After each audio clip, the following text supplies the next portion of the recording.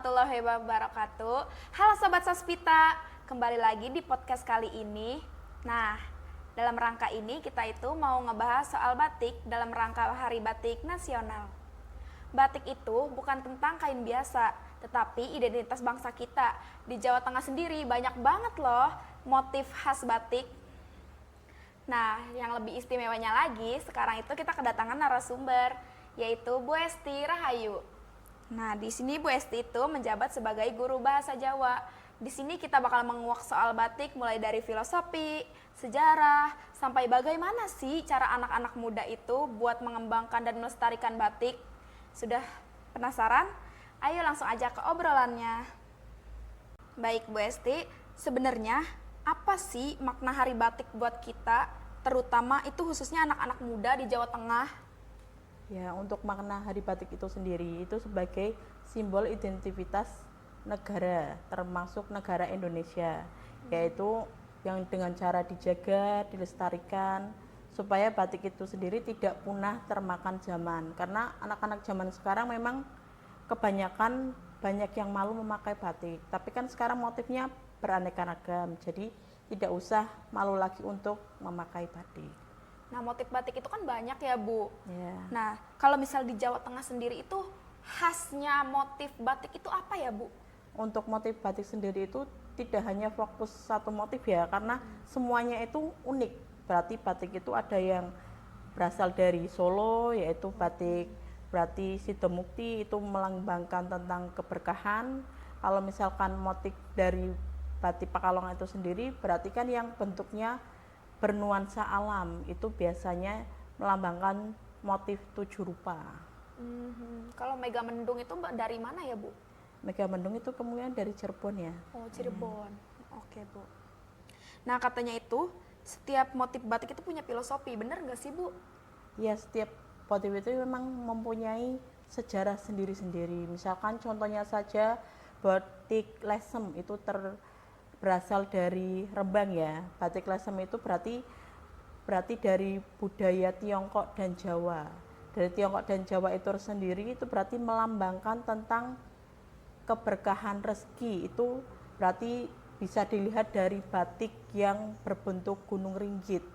Dan ada juga yang berbentuk seperti naga, itu melambangkan tentang kekuatan alam. Dulu kan batik itu dipakainya buat acara formal-formal dan resmi gitu ya, Bu.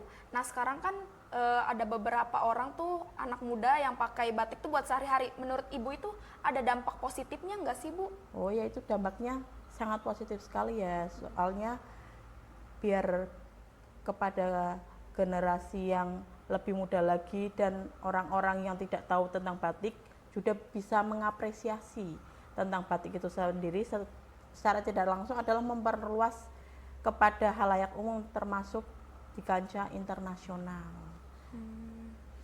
Ibu kan Jawa Tengah itu kan termasuknya banyak banget ya motif batik yang khusus khas gitu. Nah, ada nggak sih, Bu, sejarahnya itu? Ya, untuk sejarahnya misalkan kayak batik Pekalongan ya. Batik Pekalongan kan berarti terkenal dengan pesisir pantai.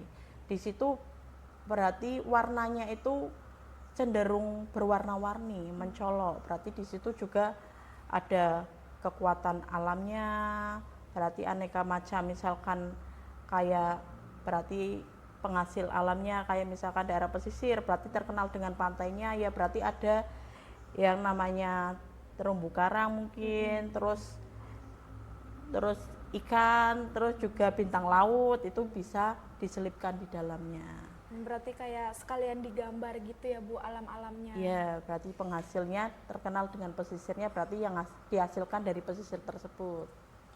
Menurut Ibu, kenapa sih generasi muda sekarang tuh harus tetap bangga pakai batik?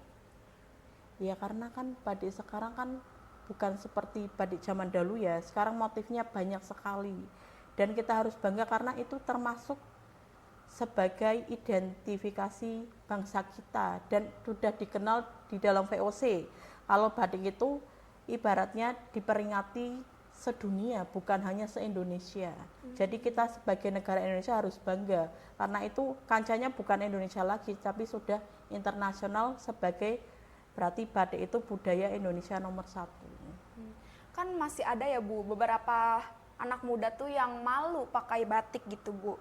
Nah, ada nggak sih tips buat anak muda tuh supaya bangga dan mau gitu pakai baju batik? Ya, untuk mensiasatinya ya Mbak Kejora ya. Betul, Berarti Bu. dengan cara anak-anak muda itu kan cenderungnya melihatnya batik itu kok motifnya kok hitam, coklat kayak gitu ya.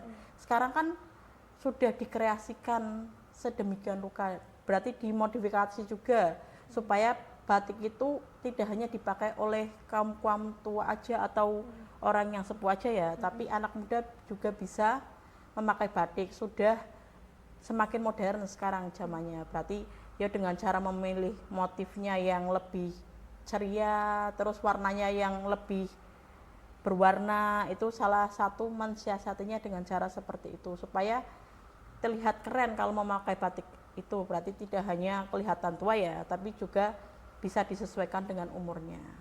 Ya. Menurut di sekolah kan kita sering banget pakai batik gitu ya Bu ya kalau misalnya acara seperti ini. Nah, itu tuh sekedar formalitas aja atau benar-benar punya maknanya sih Bu? Ya, maknanya salah satunya supaya kita lebih cinta terhadap negara kita, melestarikan budayanya, terus juga bisa supaya kita bisa mengetahui berarti nilai-nilai apa aja yang ada di dalam batik tersebut, terutama motifnya. Motif batik kan berbeda-beda, seperti setiap daerah kan juga motif sendiri-sendiri. Nah, itu supaya anak itu juga ikut mengetahui yang dipakai batik itu kira-kira berarti melambangkan filosofi apa.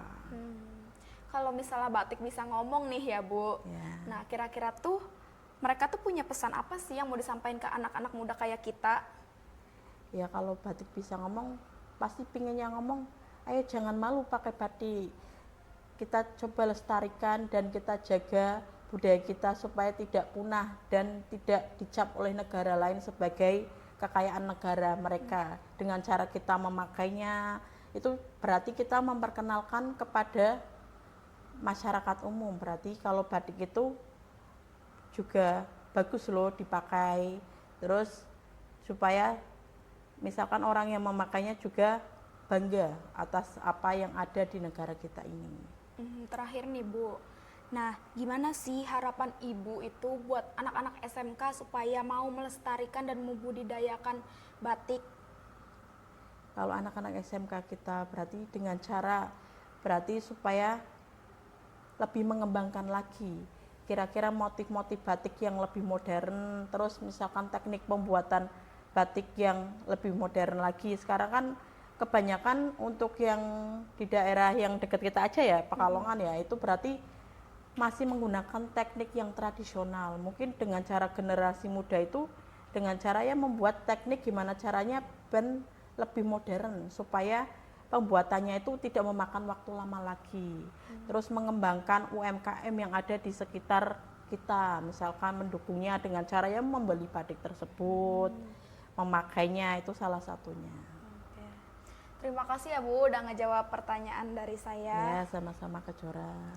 Obrolan barusan itu benar-benar ngebuka banget wawasan kita tentang batik. Jadi podcast hari ini sudah selesai. Terima kasih atas jawaban-jawabannya ya Bu Esti Rahayu. Oke, segitu dulu podcast spesial hari ini. Semoga kalian lebih mencintai batik dan mau melestarikan dan membudidayakannya. Sekian dari saya. Wassalamualaikum warahmatullahi wabarakatuh.